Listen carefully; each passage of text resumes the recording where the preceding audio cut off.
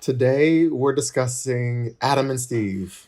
Um, so we had an episode about homophobia within the Black church, and we had a special guest, Pastor Mike from First Corinthian Baptist Church here in Harlem.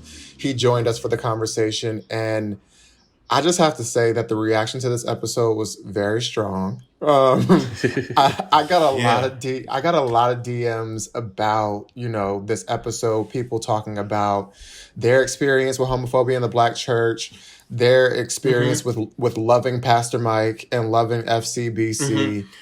Like, did you Yeah. guys get like people reaching out just like happy about the episode? Listen. Right. This is how I know that the a pastor was in our presence and someone who can bring people together, because there are people who never show us love, that were reaching out and basically being like, "Oh my God, you got Pastor Mike," and I was like, "I don't never hear from you about the podcast." So, Pastor Mike, it was a few blessings happened, and but no, he was fantastic. But I think that just is a tribute to him and who he is and the love that people have for him, especially in the queer community.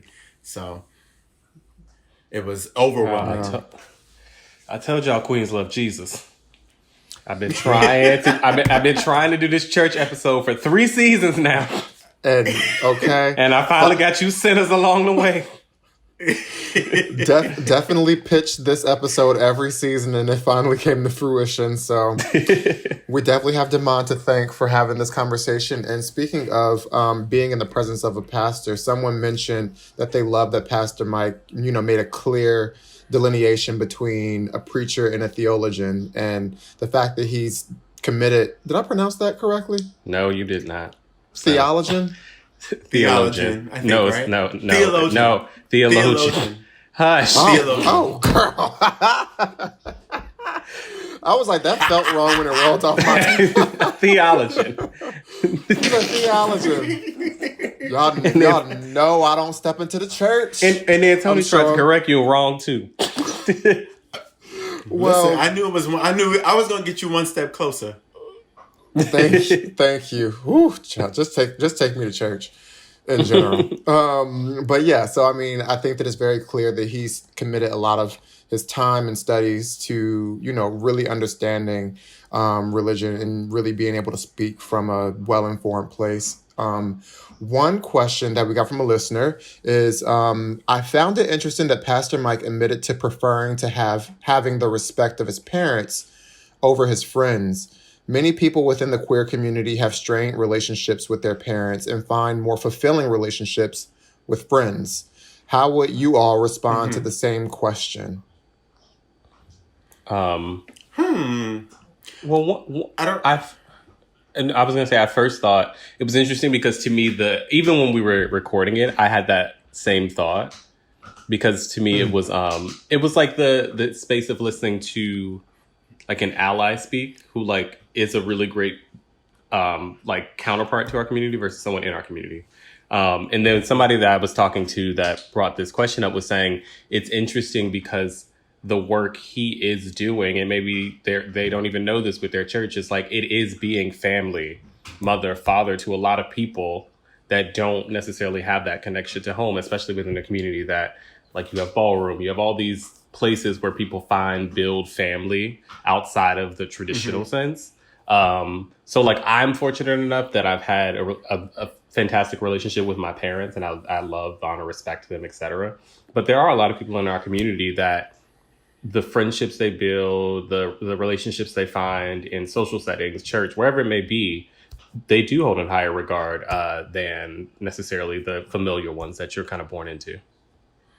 Right. Yeah. For me, I think that it's interesting because that was part of the get to know you questions, and not necessarily like as it relates to anything specific. It was just a personal question. So when he Hmm. answered it, I didn't think twice about it, but I do understand where the question, or whoever had that note Reaction. for us, I that reaction, I could see where I see where they're going with that. And it does make me think about, like, right now, because it's relevant and it's timely and what's going on, like watching Pose and knowing how much within the queer community, a lot of it is our chosen family because of our biological family not accepting us. And so I see where they're going, but I also didn't think about that when we asked Pastor Mike the question. Mm-hmm. Yeah, I mean, when I heard his response, I didn't really think much about it either. I think that even now, rethinking about that question, I feel like I will probably answer it similarly. Um, Even though I feel Mm-hmm. like I've built more vulnerable relationships with friends, I feel like my friends, to an extent, probably know a deeper, more authentic, more vulnerable version of me than my parents do. I still feel like if I had to choose whose respect I would have, it would probably be the parents, just because they've sacrificed so much for me. And I feel like that's something that I think about when I think about, you know, just honoring my parents. So I definitely understand, the strained relationship thing, and our community leaning into chosen families and finding that unconditional love and that support there. But I think personally, I probably wouldn't answer the question too much differently than Pastor Mike. Mm-hmm. All right. Yeah, because I think no, just quickly, I was going to say I think that there's a conversation to be had about whoever that reaction came from, because it does make sense, absolutely, but it just Yeah. was in a different context for the show. Mm-hmm. Right. Another question that we had is also in reference to Pastor Mike. So at one point, Pastor Mike compared a bad church experience to a bad restaurant experience. Do you all feel like the negative impact that do you all feel that the negative impact that the Black church's homophobia has on our community was minimized with that comparison? Maybe I'll start with Tony this time first. I don't know. You know what? I something about making something like plain is which I think he was doing. I don't Yeah. think it was necessarily apples to apples.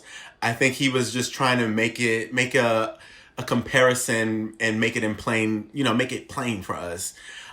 Which I appreciated because it was like that's you got a point there. I don't think that he was necessarily one for one comparing bad churches to a bad restaurant experience, but it did help me to understand what he was saying in a way that was like digestible. So that's my take on it. Yeah, I don't have too much to add to it. I think that, yeah, like it may have not been the example I would have used, but I also think that a lot of his conversation did center around the respect he had and the understanding he had of the trauma that things in the Black church have caused. So like it didn't feel dismissive. I think I agree with Tony that maybe he was trying to make it plain. But I do understand and respect why sometimes someone could be listening to that like, child, this church made me hate myself. This is not like going to a bad Papa Do's. Yeah, no, I mean, I agree. I think that that comparison probably would have went over worse for me had I felt like the rest of the conversation wasn't really understanding and compassionate towards the community. But I Yeah. mean, it was just when you're freestyling in an interview and you just need to come up with a comparison. Like I get it. Sometimes you come up with a comparison that's just like woo. All right. But I wanna roll up off of Pastor Mike for this last question. This was a question that a listener gave to us, and it is: Would you all consider going to a church that was queer friendly or had a queer pastor? Yeah, why not? That sounds great. Right? Yeah, I mean, I've never. First of all, it's about. I think the question starts like, will we all consider at least even going to church? Because Well, none of us yeah. have been in a while, and so for me, it's like just getting over that hump. Yes, I'll absolutely be open to a queer pastor or a queer friendly church. I've never even been to FCBC, but I've been around several folks that have, told me like, oh, come, or like, it's actually set up the way in which it is. My only hang up has been going to a church and seeing all the gays I was partying with the night before at the Sunday service. Um, and that being, you know, maybe a little bit like what's happening, but that that's why can't that's the it. girls listen? You got to be where the people are, and the people at the club. That's why they're there trying to save you. Yeah, I mean, when I saw this question, I was just like, yeah, I would consider going to a church that was queer friendly or had a queer pastor. I just what is going to mean? Because I mean, I'm not about to be there every Sunday. Like, I don't see myself working that into my life. Tony, what's your Wi-Fi giving? Is he frozen for you, Damon? Yeah, he's giving up the ghost. Oh God. Okay. Oh, That was here. Jesus pulling them I on still out hear of here. both of you. No, you're I not. still hear y'all.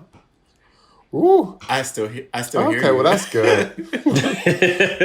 You know what?